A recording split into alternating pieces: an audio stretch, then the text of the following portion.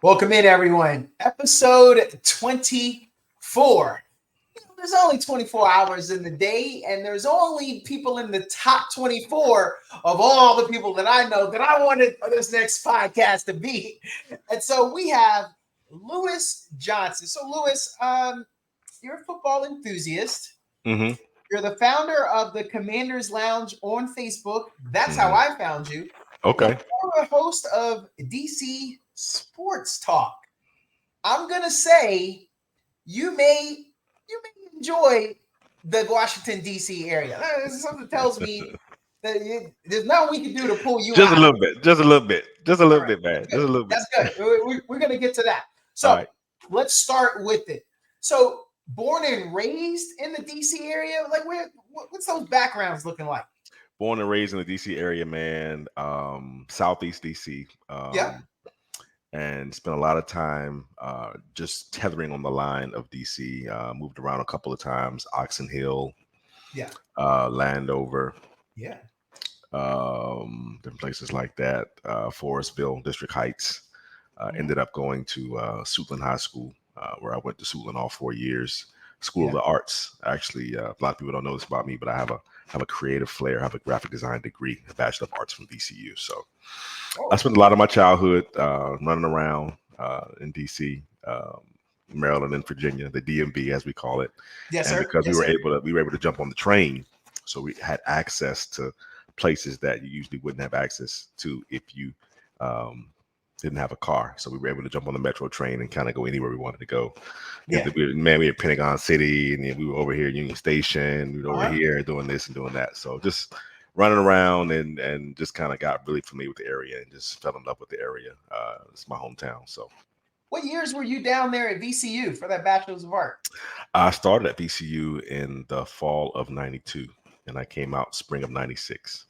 No. I So was there in 93. you were there in '93? Get out of here, man. Yeah, I came in September or fall of 93 Wow. because I grew up in Richmond, Virginia.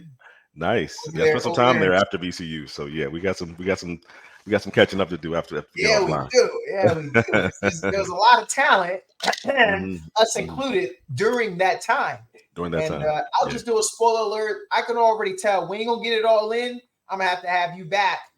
But I'm gonna just drop For two sure. names For that were sure. on campus with us, Uh-huh. and our fans, people outside of the DMV, may not. We'll see. They're national powers. Boris Koju and Mad Skills.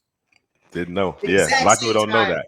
Yeah, man. Yes. I remember meeting Bo. We called him Bo Uh in huh. school in front of the library one day. A mutual friend of mine, one of my buddies, John, and he introduced me to him. And he said, man, this guy's from Germany. He had a really heavy German accent. We talking 92, 93 ish. Yes, sir. And I was like, man, who is this cat? You know, he coming in on this tall guy, on the tennis. He was on the tennis scholarship, believe it or Yes, sir. not. He Yes, was sir. not an actor back in 92, 93. He hadn't started acting yet. He's coming in as this heavy recruited tennis athlete. So Yes. that's where I met him. And, I kind of saw him here and there around campus. It was just a what's up, and kept it going. Really didn't share any stories or any conversation, but it was just more of a mutual head nod and, kind of went on our merry way. That's crazy. So someone told me, a mutual friend like you, uh-huh. Uh-huh. said, "Hey, there's a guy on the tennis team from Germany. I was born in Germany. Wow. I You speak spoke in the German. Yeah. So Yeah. I was like, yo, let me go. Who is this? Yeah. Rolled up on him one day. I think we got lucky. He was coming out of one of the bubbles, so it was like late December, whatever. It's cold, the tennis bubble, and just was like, hey, and we started talking, and that was the coolest thing. Now, all he was just a German brother tennis player. That's That's it. all it was at That's that. it. That's it. He Now, wasn't Boris yet. years later, I looked up and I was like, So wait a minute. What the school with this cat? He's on TV. Matter of fact, I think his first movie was I don't know if it was Soul Food or one movie he was in. I was like, yo, this guy was the VCU with me. He's a big screen. Okay, he blew up. All he right, has some talent over there. So uh-huh. I went there. I thought I was going to be a physical therapy major till I realized, oh, you got to study for that. Lou, I'm on the front row of biology class, 8 a.m. class, Oof. falling asleep. Now, 8 see, o'clock I'm on the class. front row, so like in my mind, I'm giving myself to it. Them Not sleep, you eyelids, not. though. Not sleep, you not. So I did not do good. And then I switched, and now I was like, yo, what am I going to do now? Because I just, physical therapist, made a lot of money. You know, that's what I wanted. All of our friends, most of your friends probably would. What about all them kids walking around with the tackle box and the big easel That was book me. bag That was slung me. across? That was me. You were one of them. I had a Well, great tackle box. yeah. And back in, of course, we back in the day, but they told us, you want to have something that you can keep all of your materials in. So we had, Yes. of course, the charcoal, the pencils, Yes. the paint, all the stuff that Yes. we needed. And the tackle box was the best way to kind of handle it back then. So yeah, I was one of those people carrying around the tackle box Yeah. around Yeah. campus. So two of my friends, Uh-huh. that's what they did. And they saw I was lost. So I didn't know what I was going to do. I got to switch majors, though. This wasn't working. Mhm. And Nakia King, if you remember that name. I know her. I think I know her. No, that's a him. Oh, I think. Yeah. Oh no, he got that a lot. Yeah, he was from. That was a him. I'm sorry. So maybe you dipped down into Virginia with a little bit of your football love. Do you remember in those days, Central Lunenburg High School? You ever hearing about them? They were a powerhouse, bunch of country boys. Yeah. But every stereotype applied to them. Oh, wow. Pushing cows. Wow. But anyway, so he was like, man, you should try out and come do art. And it was him, a girl I knew. And I was like, yeah, why don't I give it a try? So I had to draw, I had to submit my portfolio to them, draw a life standing. They accepted me. I didn't know I had skill. And then I joined, loved it, man. Loved it. So wow, that's yeah, we got some stories. Yeah, we're gonna come back. We got some stories. We're not done. We're gonna come back to that. But for those listeners that are from the Northern Virginia area, some of those down there by Richmond area, they're catching some of those vibes. We're gonna leave them hanging with that. Yeah. We're gonna flush all that out right now. Yeah, and then you alluded to Mad Skills. Mad Skills was working in a parking deck. Yep. On Broad. Do you remember what he drove? No. Oh, a lime green, a faded lime green. He needed a paint job. Honda Civic. Yeah. The little chopped off back one with a bunch of stickers on it. When he had the dreads, he still had the dreads. So did you know he was a dancer? His nickname was Crazy Legs. Crazy Legs. I didn't know that. I probably saw him and didn't really make I didn't. I just probably saw him at of course we had the Commons Theater back in those days. A couple of the spots around Richmond. I probably saw him in action, but really didn't realize who it was until later on. I probably didn't really know it was Mad Skills until I was probably a junior or senior getting ready to come out of ECU. But yeah. Let me help you out. I don't know when he blew up because I left. I ended up going in the Army. Okay. Then I also realized my mama taking out loans. And even when I was falling asleep in art history class. Probably the same one I was in. Was it Phil Meggs? Phil Meggs? Was it Phil Meggs? I'm gonna have to go back and look at the transcript to tell you some of those instructors. Yeah, it's probably Phil Meggs. It was a big class, like 300 people in there. And I was hurting, man. Again, I ended up on the front row thinking I'm good. And they turned the lights off in there too. To hold them things open. So I just felt like I needed. R. Kelly 12 play came out, if you remember. Your boy was distracted. There was some distractions going on. So he came to me. Mad Skills came to me, and he said, yo, Donato, I heard you're going to be in the talent show. Can me and my boy dance for you? You know what I said to him, Lou? Can you dance? You dance? Yeah. And he's like, oh, yeah. And then my boy, so I think Nakia knew him, this girl, Sherry Lynn. Her last name. She was an art major. She was in before me, but it seems like we were a year behind you. We all came in as freshmen. But you won't mess around with a freshman. You was a sophomore. You was a big dog. Man, I was cool with everybody, man. So we probably crossed paths. Probably over in the Pollock building. We ain't done with that. We gonna have to flush that out. So then he said it, and then they vouched for him that he was legit, him and his boy. And he went by Crazy Legs. That's how he was introduced to me. I heard Mad Skills was later when the backpack, his head nod dropped, and I was like, where did dreads go? Because his high school was my rival high school too. I think he was a year ahead of me though. I believe he was a year ahead of me. So as luck would have it, we ended up saying, yeah, man, you could dance. We won that talent show. Crazy. Every morning. Crazy. I Every gotta see. morning. I gotta So see the award you got. What did you get? Like a he medal or needed, something? man. Was it Sam Goody at that time? Sam Remember? Goody. Man, Yeah, Sam that's all they Goody. gave us. They gave us gift certificates to Sam Goody. I think there's 4 people in my squad. I think we ain't get nothing to Crazy Leg, but because he was an add-on. But me and my boys, one Yeah. girl, we all got. I think we got one gift certificate for all of us, just like $25. Oh, see, I just split it. Yeah. And that's all we did. 25 for you, 25 for you, 25 for you. And Yeah. I think that's how we did it. That's how you split And it up. and I don't even know if I used mine. I think I gave it away because I was going to what was over on South Side, that hot joint. What was that one called? Cloverleaf It was like Mall. what? Cloverleaf Mall. No. It was like right off of Hull Street. It was a if you're heading out of town, it'll be on the right side. It's gonna come to me. But it was the spot. Southside Plaza.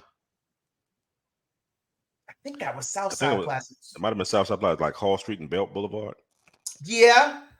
Yeah, it was like Do you, like a big shopping center, but all the stores you had to get to them from the outside. right. And they had a Sam Goody equivalent, but it was for the culture.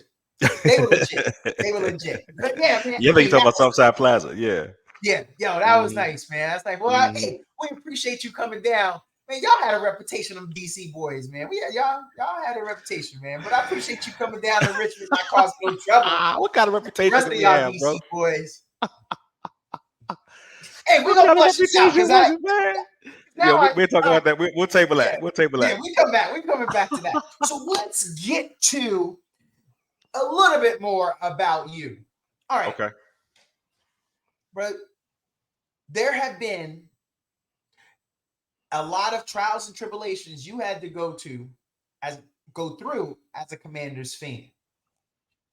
But you decided to start a group on Facebook, the Commanders Lounge. Talk to me about how that came about.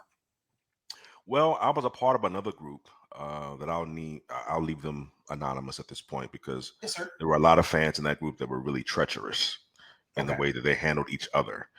And I was coming on live. I actually started DC Sports Talk out of that group because I was started coming on live in that group. And I started generating a lot of buzz because I was going live before games, after games, during training camp, during the off season, talking about player evaluations, player transactions, and I started developing a following. And somebody rubbed me wrong one day, and really started, really antagonizing me in the group. And I said, you know what? I'm not going to deal with this. I want to start my own group. I'm going to take all the folk that follow me, and we're going to move to another group where you can be a fan and have class. You can be a fan and respect one another. You can be a fan and be funny. You can be a fan and have your opinion and not feel as though somebody's going to bully you because they disagree with your opinion. This is all the team that we know and love. So I started it off probably 2019-ish. Okay. And it's grown today to over 5,000 fans. And so, we have rules before you can get in the group. Hey, no bullying, no hate speech, things of that nature. So you have to accept all those different components before you can even join the group. And so today, it's been a real major thing because I've met a lot of people. As a matter of fact, just the other day, I said, hey, check in, let me know where everybody's from. We have people all over the world checking in. Hey, I'm from Maryland. Hey, I'm from North Carolina. I'm from California. I'm from Florida. I'm from, somewhere overseas. And yeah. And so it's like, you know what, this is not just a football group, it's a family. And I think we've come together because we all support a sport and we all support a specific team that plays this sport. And that team has kind of brought us together. And we can talk, we can share our frustrations, we can share our tears, we can share our victories and those victory Mondays whenever we have them. And so that kind of was the genesis of the group, just being birthed out of another group that was, kind of getting a little bit out of hand in the way it was being handled. So I decided that I wanted to start a group. And sometimes you have to sit in the lounge and you really have to kind of just talk through the things that you're dealing with. It really kind of started off as kind of a therapy session, looking on the bright side. Just this past week, we kind of lost against who we lose against? We lost against the Seahawks. And so I had to be the voice of reason and say, hey, you know what? We knew we had a rookie quarterback. We knew that Ron Rivera is kind of like on his last leg. We got a new offensive coordinator. We got a new owner. We got to look at the bright side of things. We're turning a corner. It's going to take us some time to get there and rebuild. And so having to talk people off the ledge when they traded Montez Sweat, talk them off the ledge when they traded Chase Young. People are going off, people are going, getting upset, they're getting frustrated. Yeah. It's like, look, guys, we can't control the outcomes of these games. We can't control the outcomes of these front office transactions. So what we got to do is we got to sit back and we've got to trust the process, and let's stand behind our guys and support them no matter what happens. Well, mission accomplished. It is a classy, well-run group. I have to applaud you on that and how it's handled. So good job on wrangling and maybe ejecting whatever you've had to do to keep it classy. I'm going to tell you this. There are a lot of people jealous of this organization because of the amount of rings we have. There are a lot of people jealous of us because we got 4 wins. How many people would like to have 4 wins? They do not. There's enough people that we can direct our hate to. I honestly can't even tell you. I have never had drama with another Commanders fan. Oh my gosh! Look, oh my gosh! We got a difference of opinion. It's just that, but it's just that. It get personal. It gets real personal. It gets to be cussing and fussing. It gets to be disrespectful, and we got to come back to the common denominator. And the common denominator is the team that we grew up on, the team that we love, formerly known as the Redskins, formerly known as the Washington Football Team, and now they're the Commanders. And so, if you've been there to follow them through this transition, and if you've been tracking them throughout the days that they did win those championships that you alluded to, then you kind of have some love and you have some hope and you have some support for them. But we can't bash each other. But at the end of the day, we still gonna follow the game. We still gonna watch the game. We still gonna see what's going on with the team. So why not be and develop a camaraderie with each other and develop a family-oriented attitude and characteristic, and let's treat each other with respect and dignity, and still voice our opinion without being unruly. I used to live in Los Angeles, and I found I'll just call it Commander's Lounge out there, and it was amazing. It was so nice to go in there on Sundays to watch the game, and I was shocked. Just one that I found it, and 2, the amount of people that were in. And you know what? It was us. It was cats from DC. It was cats from Virginia. It was cats from North Carolina. It was cats from Texas. Wow. Because they grew up Cowboy fans, and you don't want to be a Cowboy fan because everybody is. Yeah. So you kind of whatever was the genesis, it was nice, and it's nice to hear them origin stories. Some dude from Seattle. You were a fan. To hear how it came to be. Absolutely. It was absolutely. Amazing. And because we're a melting pot. I'm sorry to cut you off. Yeah, no. Because DC is such a melting pot of so many different backgrounds, and people come here from the military. They come here for work. They come here from all over the world, and so they get to DC and they start feeling the vibe. Yes, they start feeling the this is what DC is run by. We run by football. And when the Nationals won the World Series that year, it was crazy. And then when the Capitals won the championship that year, it was crazy. Yeah. And so if you've lived through that and you've been in the area when those things jumped off and when those things occurred, I mean, you grow to love the city because the city is very, very supportive and very passionate for these teams that we know and love. Speaking of passionate, Lujo, when you look back at this video, you're going to notice right before all that, I started squirming in my seat. Bro, stay on topic. We got to stay with the Commanders. Don't be dropping the Nationals and the Capitals on me. We just talking about the area. We're talking about the area. Listen, that's another one. We're going to do this again. That's another table. Sidetrack me because there's so much to talk about. We got there's so much to talk about. The years, bro. All right. So this is not a flex, but a couple weeks ago, I interviewed Doug Williams. Oh, nice. On my radio show. Nice. And he actually wants to come on a podcast, and looking forward to the scheduling of that. I'd like to do a group think with that. Love to. Yeah. There's a old college friend from the college I went to after VCU when I came out of the Army. He's a Nova guy up there in Dale City. So yeah, with us, it'd be great. But what Doug said and what the organization is doing with him. So first of all, he is happy that the organization has him around. At the same time I was interviewing Doug Williams, Earl Campbell was on at the same time. Well, they know each other. That was class of 1977. They came into the league together. They were up against each other as seniors for the Heisman or that year. Doug was, I think, finished sixth. Earl was number one. But when you look back at that list, at Doug's numbers, throwing for like 38 touchdowns. Yeah, it was crazy. And the people that's in between them, crazy. Doug went to Grambling. Yeah.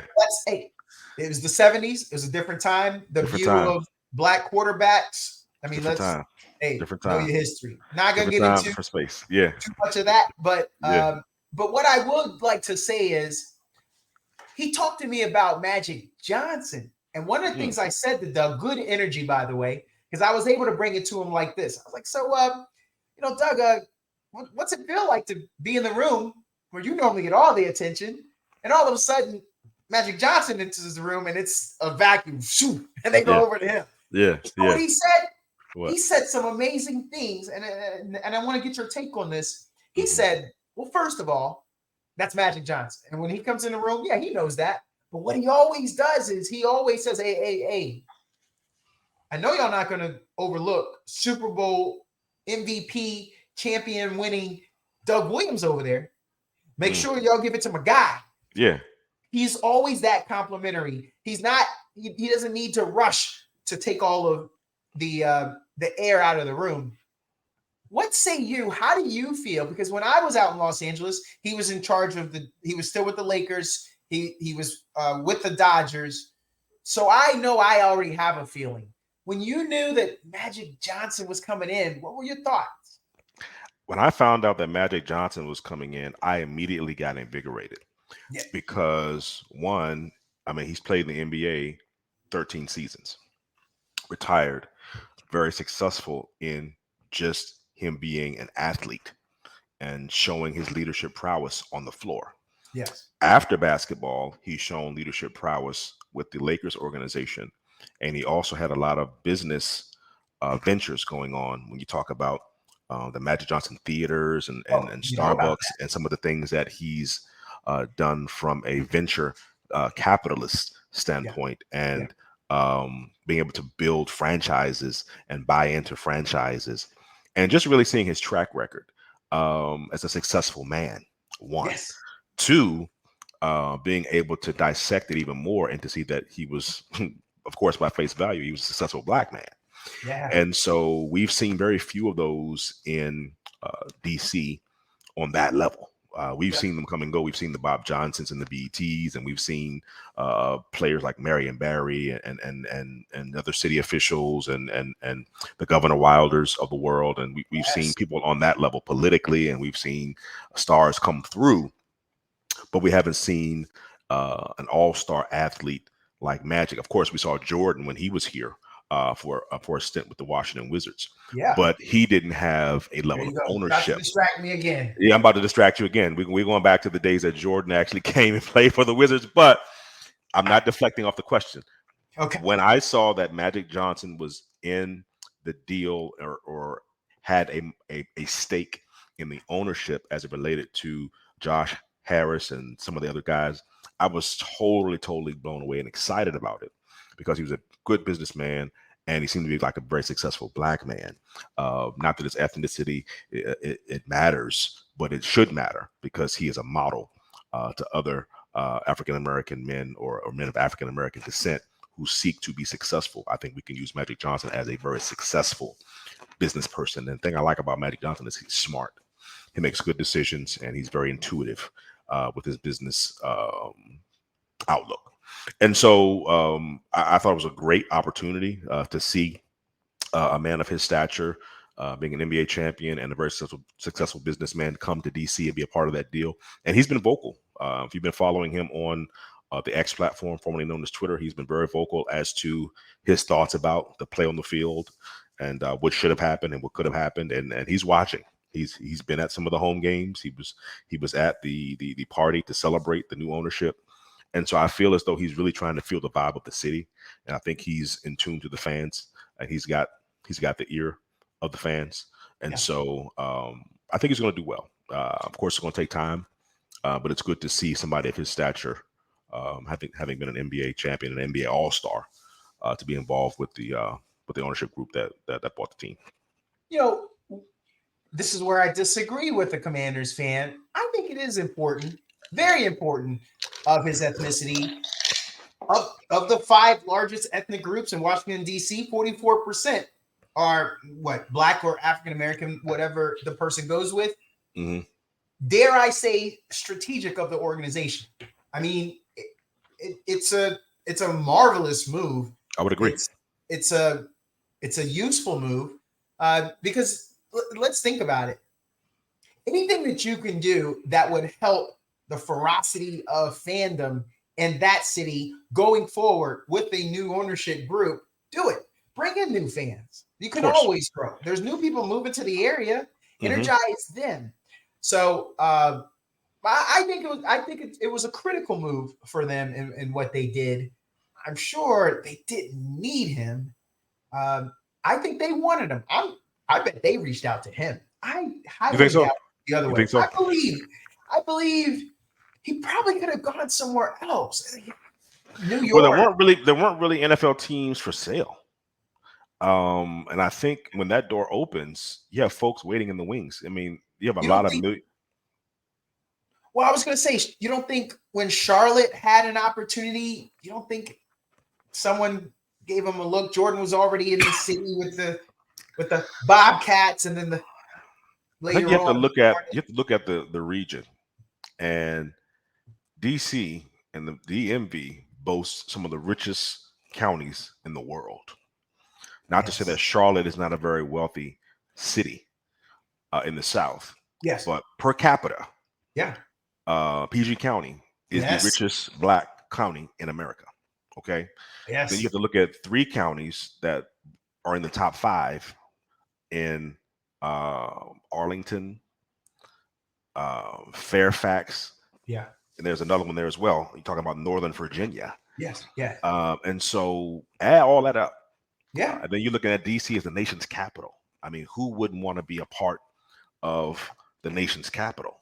And so, you know, it's a lot more eyes on the nation's capital because of the politics, the White House, Congress, the Senate. And then you got 3 major league teams playing in DC. Great baseball, city. football, Great city. Basketball. And then you got hockey. So you got 4 national. And guess what? The Nationals just won within the last 5 years. I was about to say that. And then the Capitals have won within the last 5 years. And so you're talking about exactly, you know, and bless those franchises because they're terrible now. Yeah. But you're talking about a culture. Yeah. And if you're looking at culture and you're looking at cities that have won championships in other sports, you have to bring those into the equation. And so when this team became available, I know there were a lot of millionaires and billionaires who had the conversation with their staff about the possibilities and the feasibility of should we put our names in the hat to, of course, try to acquire this organization. Once Dan Snyder had gone to Bank of America, I knew it was all but done. It was just a matter of time. When they said they're thinking about settling a team, I knew it was just a matter of getting ducks in a row, making sure that the transaction actually was being transacted by a neutral party, of course, a bank. But nevertheless, it was good to see him involved in it as a sound of blackness, if you will, because DC was known as Chocolate City at one point. Yes. But I do think it's not just about Black. I think it's about just overall success because he's had to play and share the stage and share the basketball court with other races, whether it was Kukok or whatever, the players that he played with in LA. They were diverse. It wasn't just a whole Black team. Now, of course, we know he played with AC Green and Worthy and Kareem, but there were some other role players as well that he had to pass the ball to. And I like that about Magic's ability to be diverse and to operate within the realms of business and mental success. I mean, his team had one of the guys who we automatically know he always had an invite to the cookout, Kurt Rambis. Always. You remember some of the fights with the Celtics? Kurt Rambis was like, we are doing this. We're doing this. We hit that. You're talking about the 80s. I mean, Magic was the 80s. And then Jordan came in late 80s and was the 90s. Yeah. And Jordan said it himself. They had to get past a few teams in the East, and you know you look at his documentary. They had to get past Bird and the Celtics, and they had to get About past that, check the record. I'd like to go back to that, Mr. Johnson. and Detroit. He never made it past Bird during a year that Bird had a good back. Go ahead, check the record. I checked the record on that. Hey, Yeah, let's bring up some stats. Let's Yeah. bring up some stats. Remember the video game came out, Magic versus Bird? Oh, I do. Yes. Oh my gosh. Are you talking about 88, 89-ish? Oh, man, that was a great game. Man, yeah, you got to go back and pull that out. But anyway, I think it was the Celtics and it was Detroit, because of course you have the Isaiah Thomas led Detroit Pistons. Yes. During that time, and they had just come off a championship, and they were tough in the East. Back to back. And so he talked about it in his documentary. And if he wanted to win, they had to beat the big boys. And I think they actually finally beat Detroit to go into the championship. So yeah, just some great stuff. But yeah, Jordan came to DC for a little while. And we've seen some people come and go, but I think Magic's ownership abilities, and because he's up on another level, takes him to the stratosphere. So you said some key words in there, him being successful, his business acumen. Those are some of the items why I also believe he wanted to come over once the opportunity was there. Let me tell you, a little inside information from living in Los Angeles. That brother owns like half of it. I'm impressed that you knew about the theaters. Of all the Krispy Kreme in the city, I only went to the one that he owned. That's the one I went to. I drive. Well, it is a driving town, anyways. It was officially, it was built to be the driving city. For those who don't know about Los Angeles, because I know when this is distributed, you've got some international folk. But yeah. I think this was an opportunity for him he dominates the West Coast. Oh, yeah. Get my fingers in over him, like you said, the nation's capital, the East Coast, and then use this as a launching pad. So very strategic of him. So, Mr. Johnson, you're sorry, I'm talking to Mr. Johnson. Magic Johnson, you're welcome that we brought you on in. Let's see if we can help you out. Help you build. Yeah, help me build. Yeah, anything we can do. So let's go back to some other quick items here. Okay. All right. When it comes to the current state of affairs, Sam Howell leads all passers in yardage. Is that the enemy effect? Is that the young man's talent? Is this the launch pad of a dynasty? You got that rookie contract in the offseason. Maybe you dumped Young and Sweat so you can have some opportunities. What excitement do you have off of Sam Howell? I know I didn't mention Bieniemy. Off of where we are 10 games in and him having the most passing yards out of everyone. It's crazy. And the crazy thing about it is that he's still on a rookie deal. He's in the second year of his rookie deal. He didn't play the first year because, as we all know, Taylor Heineke played last year. Yes. And then, of course, Wentz was benched. And then the last game of the season, they had kind of released Wentz by this point. And Taylor says, let this guy play. I think he's got what it takes.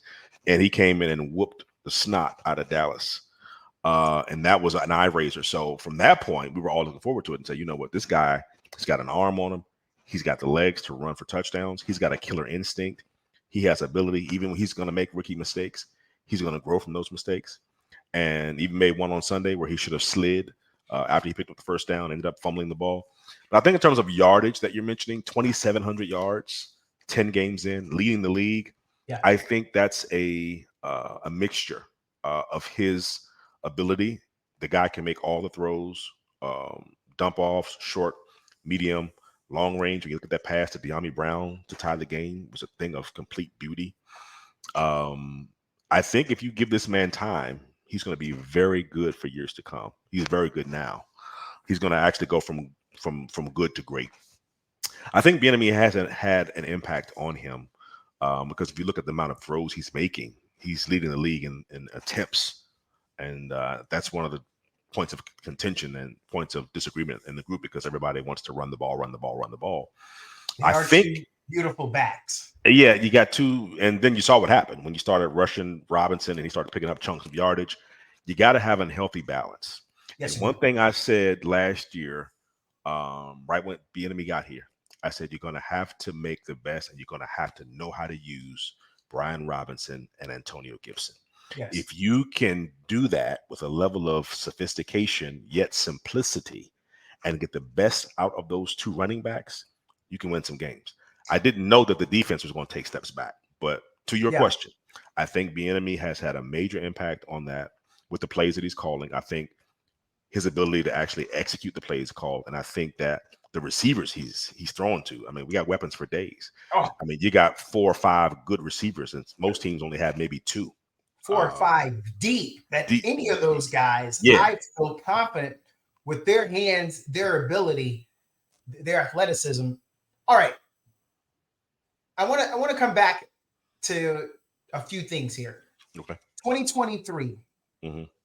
draft picks, first round, Emmanuel Forbes out of Mississippi State, cornerback, then Hmm. safety, then center, then guard, then defensive end, KJ Henry out of Clemson, then Chris Rodriguez Jr., running back out of Kentucky, Andre Jones, outside linebacker from Louisiana. When that happened, how secure did you feel? I felt very secure because of, first of all, the front four with Payne, Allen, and Sweat and Chase. Even though Yeah. Chase was coming off of an injury, I felt as though he'd be back to form. And the people that we were drafting were role players behind this line. Okay. So I felt like with these 4 guys on the line that were all first round draft picks, I thought it's okay. You can kind of plug and play a Forbes. You can plug and play a Henry, a Jones, or whoever you brought in on the defense because it was being anchored by the defensive line. And so I was okay with their picks. I did think they should have gotten a better linebacker. Um, my thought was linebacker at the pick that we picked Forbes. I think he was at 13 or 14, Uh, something like that. 16. Not 16. bad. Close. Yeah, 16. And so I was thinking linebacker, and I was thinking back to the previous year before when we got Jamin Davis. I wanted Micah Parsons, who we all know went 2 picks before Jamin Davis, and we see how much of a menace he is on the field. That's the Yes. kind of person that I wanted on this defense. And Jamin Davis, unfortunately, to me, from my perspective, is not a first round talent. He shines at times. He makes plays at times, but they are very few and far between. They're not consistent. You can't find him when you need him, and he, to me, is not a game changer, or he's not a playmaker. Like, I know he's going to make a play on this 3rd and 5. Yeah. Sometimes you don't even know he's in the game or not. And so, but based on your question, I thought that that draft was a decent draft because we were being anchored by all the talent on the defensive line. Now, 2 of those guys are gone. Yes. One went to Chicago and one went to San Francisco. And so have those other guys that were role players now, have they stepped up? I haven't seen it yet, even though it's just been one game. And so I do think that the defensive coordinator, Jack Del Rio, is doing a terrible job getting these defensive players ready to play and then scheming them and calling the right blitzes. If you give any quarterback that much time that you gave Geno Smith on Sunday, they're going to pick you apart. I don't care who he is or what his name is. He's going to pick you apart. And so now you've got Daniel Jones out for the year. I think Tyrod Taylor's hurt. I think Giants are like on their 3rd quarterback. You go in, Yes. we got to play the Giants on Sunday. And my prayer is that they don't leave these guys hanging around and make it a close game when you saw how bad they are when they got blown out by the Giants 43-17, whatever the score was. You got to talk about this at one point, getting up to play for teams and going down to play for teams, because the 2 games you played the Eagles, it could have gone either way. Yes, they could have. But then you So, played Chicago and oh, you stink up the joint. And you play the Giants and you stink up the joint again. And so my thing, when you talk about the up and down seesaw component of that, it's mental, and the coach is not preparing his teams to play. And I just think it's Jack Del Rio's time to go, unfortunately, because the players have either quit on him or they don't believe in him. And then the defenses that you're calling, it's more of a prevent. But nevertheless, to answer your question, I thought the draft was decent. I would have gone linebacker to pair them with Jamin Davis, and because we can see the Cody Barton acquisition was a failure as well. But nevertheless, I'll leave it there. I'm very curious. You already mentioned the Giants. I was going to get there. Okay. They are 32nd in the league as far as scoring at only 11.8 points. Their defense, they give up 26.6 points. They only throw for 145 yards. Sheesh. Now, that rushing attack is vaunted. They're in the top 15 at least in their rushing. I mean, that's all I Saquon. I will agree with you. Don't leave him hanging around. Don't leave him hanging around. Put your foot on the throat and dominate. I believe that has to be the mindset going in. You can't let a guy, this DeVito guy, who didn't even throw for 100 yards, if I remember correctly, last week. Still threw 2 touchdowns, but come on. That's unreal. You can't. Unreal. And the bad part about this is that they had 3 or 4 offensive linemen hurt when we played them. We were playing second string offensive linemen. So I'm thinking, oh, this defense is going to eat. We're going to have 4 or 5 sacks. At the time, Chase and Montez were here. Deron Payne and Jonathan Allen. I was like, oh, man, we're going against backups. The whole offensive line is just backups. We're going to eat. Yeah. We could not muster any pressure. Tyrod Taylor looked like the second coming of Lamar Jackson. And for some reason, the Giants have our number, and they feel confident that they're going to beat us. I don't care who they trot on that field. It could be a second, third stringer. They feel like we can beat these Washington bums. That's their mindset. You could tell it in their body language. You could tell it in their energy. They want to win, and they know that they can win. We have that win, but 14-7, it's not dominant. No. It's a win. It's something in the win column. Offense has picked up since then, but if you hold a team to 14 points, you're supposed to win. Yeah. All right. So I want to go back to let's talk the record. If you'll allow me, I'd like to play the woulda, coulda, shoulda game. Okay. I'm just gonna go to the losses. Bills 37-3. Not sure what happened there. Not interested.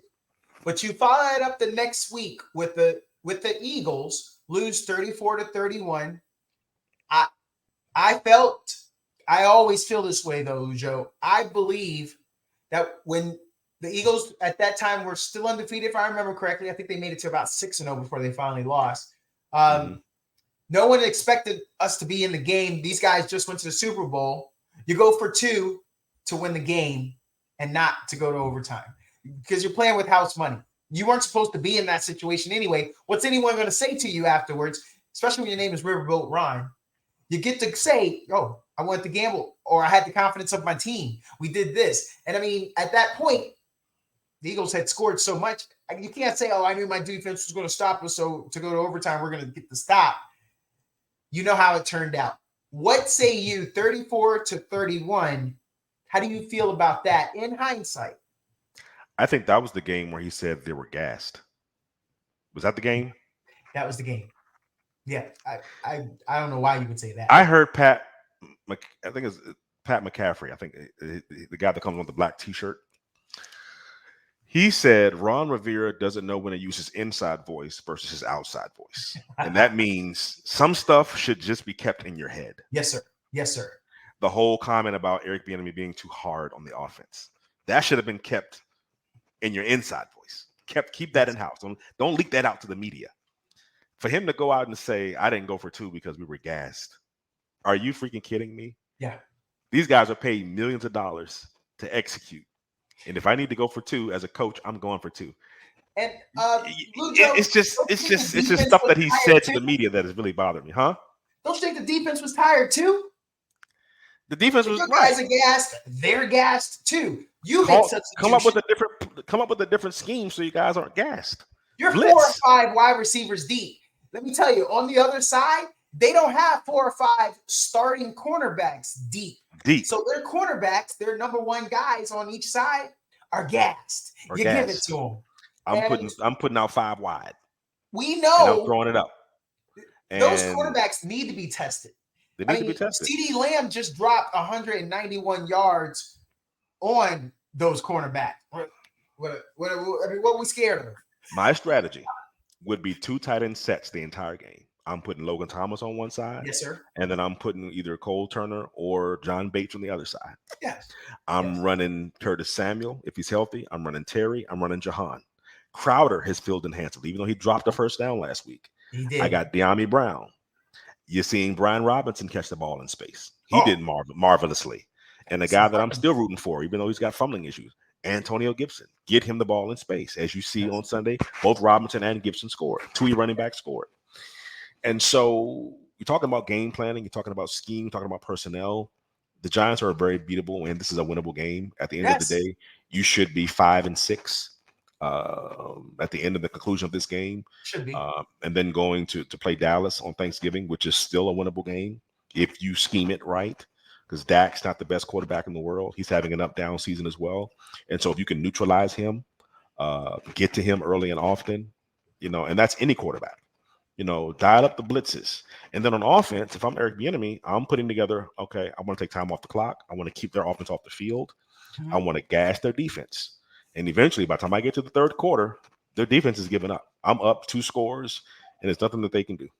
And so we've got to be able to scheme the games correctly and call the right personnel. But I'm putting in 2 tight end sets all day.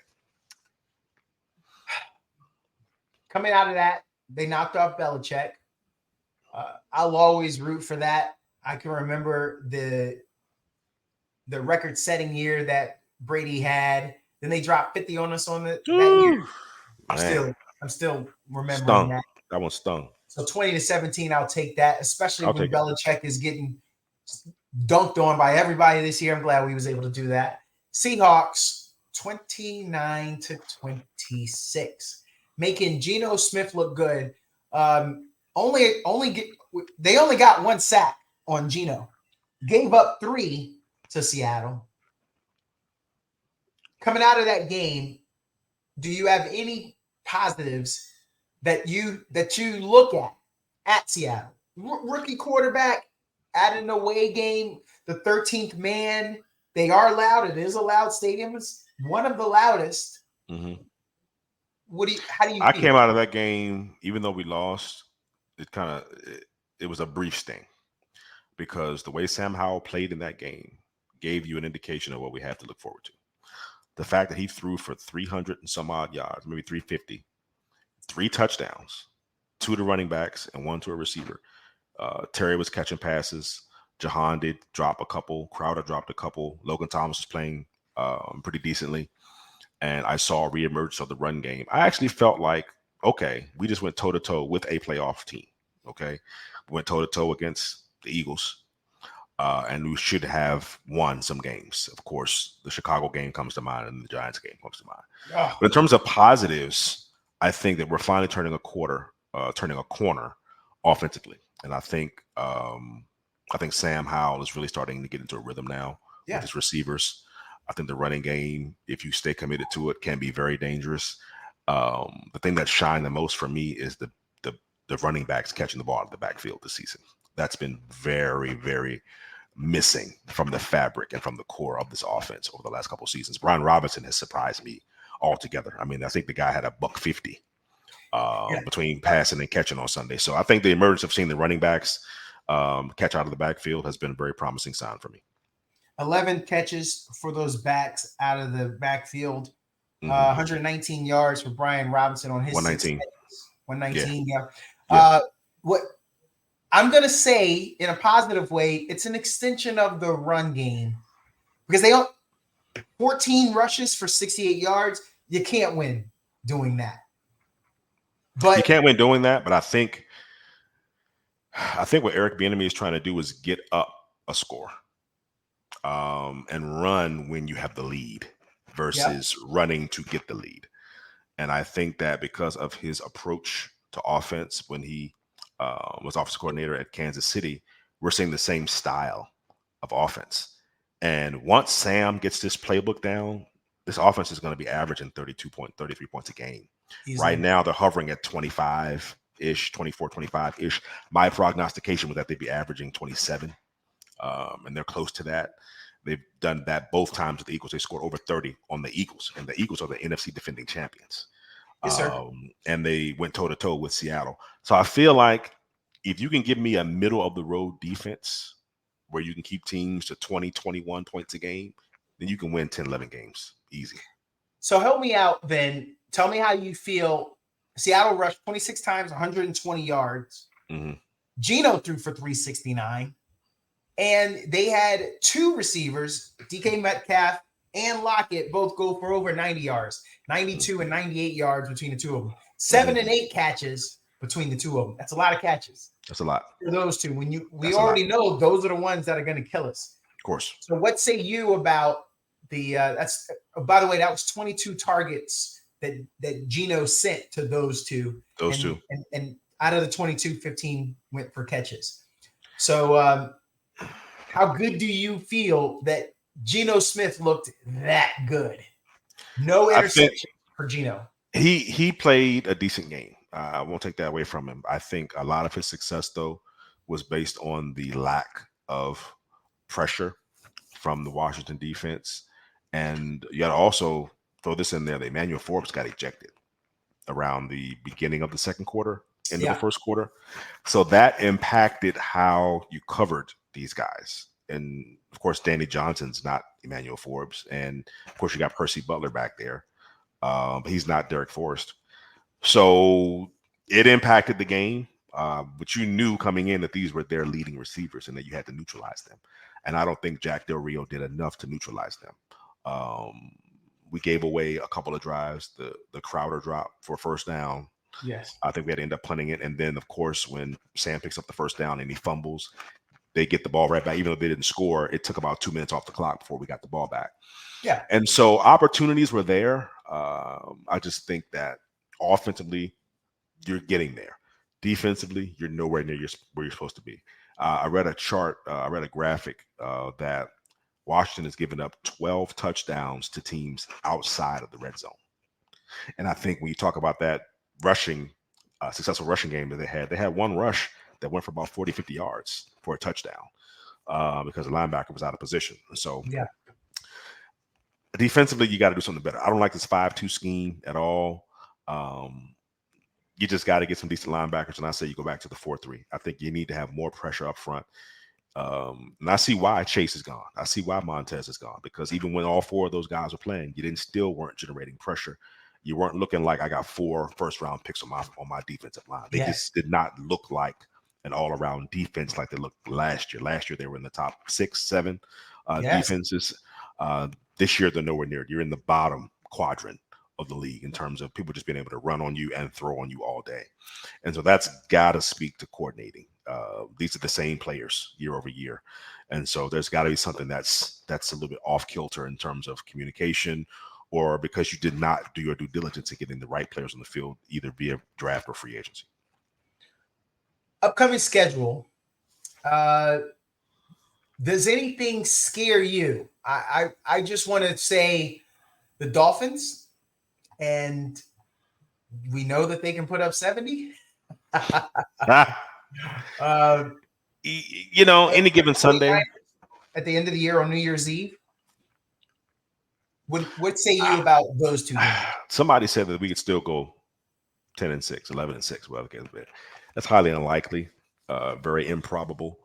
I do think that we'll play better in some of those games. Like I said, we get up for games and then we get down for games. 49ers, Chase is going to want to get back. He's going to want some of that get back when we play Chase. But I think it's still a winnable game. The 49ers have just bounced back from losing 3 straight. So they're a beatable team.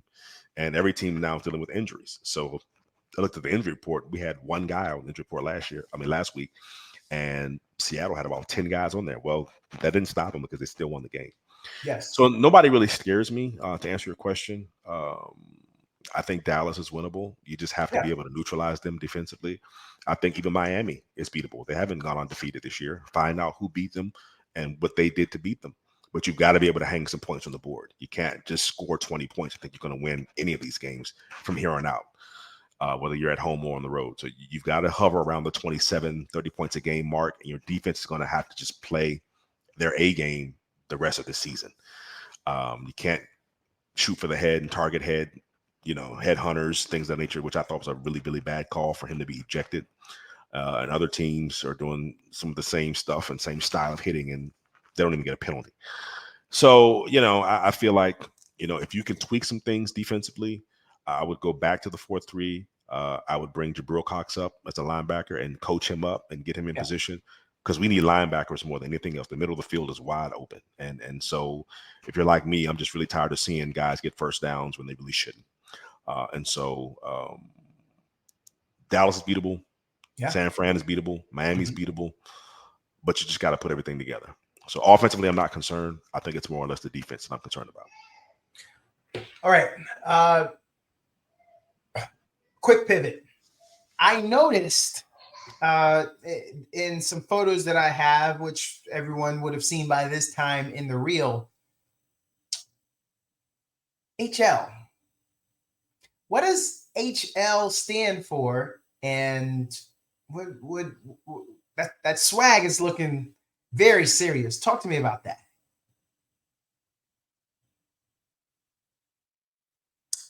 Oh, looks like I. Oh, I'm sorry about that. So yes, HL is my fashion line, and it stands for Henry Lewis, and it is a new swag, a new chic, elegant, classy, DC born and bred fashion line that I was able to create. Of course, being a designer, we went to design school together, and just kind of put my thoughts and my creativity into a fashion and wanting to offer something for the hometown guy, but I think it has international flair. So you can find some pieces on the website, henry-lewis.com. And let's do the thing up, man. I got to get you some pieces. I like threads. I like to look good. And so yeah, it's more of a dress down thing. We're not doing suits or anything like that. I let those guys have that. The Armanis and even Michael Strahan has a really nice suit line. I'm more into the comfort, hoodies, sweatshirts, sweatpants, hats, things of that nature, socks. It's more of an accessories line, but I feel like it's something that I just wanted to kind of put together myself. These are pieces that I'm picking out and I'm kind of creating, and hoping that in the leisure of the world, when it's time to do leisure, when it's time to dress down, travel, things of that nature, you can dress the best with Henry Lewis. So far, I mean, there's been 2 companies that reached out to me. I mean, to be a brand ambassador, I can't say I would be against it. I just came in from my 9 to 5, but let's talk. Let's talk and see what we can do, man, to materialize it. Something tells me you need a model out here. Everything's bigger in Texas. It's a big state. Definitely. I'm in the state capital. I mean, I think if there's anybody that needs to have that definitely. Let's your boy. So let's link up. Let's link up. I was interested, so thank you for that. All right, so let's get to another quick item, and this time has flown. I got to get to another quick item. I'm very curious here. International participants in your Facebook group. I'd like a quick shout out. I'd like to know.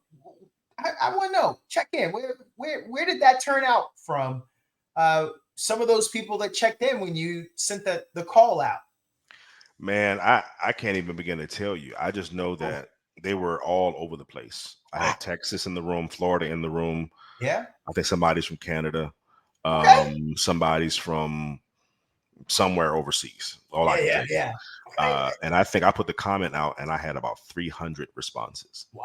And so what I've got to do now is, put those in a document. And we got a fan. It's not a fan base, but it's a fam base, a family base. Yes. And I think that if you're in any one of these cities and you needed a guide, or you needed to talk to someone, or you needed help, or you needed some support, I think these fans would come. Whether that's, hey, what's a good restaurant, or any idea on what hotel I should stay at. I think that this becomes a fan book. I like that. Yeah, I think it becomes a fan or fam book where we can look each other up. If I'm in your backyard, hey, I'm here for the weekend, let's go grab a bite. type Yes. thing. I've got people that offer me, hey, when you're in the city, let's link Mhm. up, and I think, you develop a camaraderie with fellow fans that are not in your local area. And I think that's big, especially when you're traveling and you may Yes. not know the layout or landscape of a city, what restaurants stay away from or what areas of the city I should stay away from. Yeah. Reach out to some of these people and say, hey, I'm here. Let's hook up, let's link up, even if it's just for a couple of hours, grab a bite or whatever the case may be. So I feel like any fan group can do that. And I've got some ideas, man. I got some things that are in the hopper, man. I want to talk to you about. So let's chat. Yeah. I'm very interested. I think that with the reach for people all over America, those international fans that are in the group, Mm-hmm. I want you guys, I'm talking to them. I want you guys to stay focused. I lived in Germany. I played semi-pro American football when I was in Germany. Mm-hmm. As you saw, the NFL was just in Frankfurt. Germans love American football. Oh, really? Here to tell you, they love it. Fans come out of the woodwork. When we would go to small little towns to play, Mm-hmm. our bus would stop. Mm-hmm. Our coach would go into the restaurant, talk a little business, tell them, hey, maybe asking for a discount or whatever. Just telling them, hey, this is what happens when people know that we're coming. So write on your little sandwich sign, put it out front. American football team stopping here after they play their game. And we show up. And we go to smaller towns sometimes. We show up, the town shows up. These Wow. little villages that we're at, they all come out. Because Wow. one, Lujo, how many people say, hey, I'm going to take a summer vacation. I'm going to Germany. Nobody. They try Not to go to many. the Caribbean, right? Not many. Ain't nobody trying to do that. Not So many. then when you think of that, also, we talked about demographics. You are what you are. I am what I am, right? How many people in our circle who look like us say, oh, I'm going to Germany? Again, Nobody. slim to none. Very slim. Very slim. So when I'm in these establishments, the Germans are coming up and they again, these are not the big, they're not the Frankfurt. They're not the big cities over there. And so these people are saying, hey, you're the first guy I met because no one comes to our town. It's not a tourist town. And it's incredible. It's incredible. They love us. So if there are any German fans, check in. Definitely. Let Lujo know. Back me up on this. Absolutely. Absolutely. Germany is a great place to go. I'd like for other people to kind of learn that also. Okay. All right. Definitely. So I need to cause a little drama here. I told you this wasn't going to be hard hitting, but I'm out of line because here it is. All right. Top 5 dead or alive Commanders players. I'll wait. Top 5? Top 5. So I'll go from descending order. I'll say 5. I got to go with John Riggins. Ooh. Alive. 4, I've got to go with, man, this is tough. Yeah. I got to go with Art Monk. Man, this is tough. 3, I got to go with,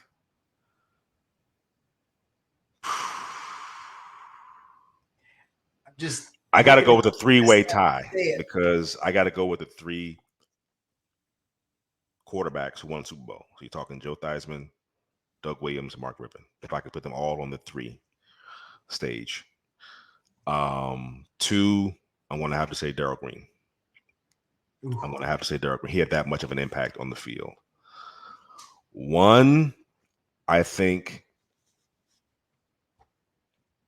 if he were still alive today, he'd be going into the Hall of Fame, and that's going to be Sean Taylor. Yeah. That's my 5. There are so many other people I could probably put in as honorable mention, but in terms of just picking 5 off the cuff, I got to go with those guys. I did ask Doug Williams the other day. Did you? Was Darryl Green the fastest player you ever saw? Yeah, that was it. Yeah. Did you see the video of him racing? They had a relay, an NFL relay, and he came out number 1. He I beat don't remember the relay, but I remember the NFL's fastest man competitions. maybe that was it. I remember think he those. beat Bo Jackson. Oh, I used to watch those. He beat Rod Whitson, who was Rod fast. Woodson. He I was beat like, oh my gosh, this Willie dude, Galt. Willie He took Galt. the ball on. He was walking them down. Do you If hear he me? went there, he won it. He won it. They knew when Darryl Green's it's over. What a talent. Okay, so you made it through that. I know Yeah. that was hard. That I was can't tough. wait when you post this to the group. I can't wait for. Look, you were saying that they keep it classy. They may not be keeping it classy after that top 5. I'm here for that. We're gonna see. But I always preface this by saying this is my perspective. It's you. You are free to have your perspective, and I'm not going to be mad at you. And I think we force our perspectives on people. Like you have to see it my way, and you have to agree with me. You don't have to agree with me, sweetheart. You don't have to agree with me, brother. You know, these are my opinions, my perspectives. You are free to have your own. Thank you. We can get so far in the world if we absolutely realize that. Absolutely. All right. I asked all my guests this. I believe in the 6 degrees of separation. Who is the most interesting person in your life? And what will you do to help me get them on this podcast?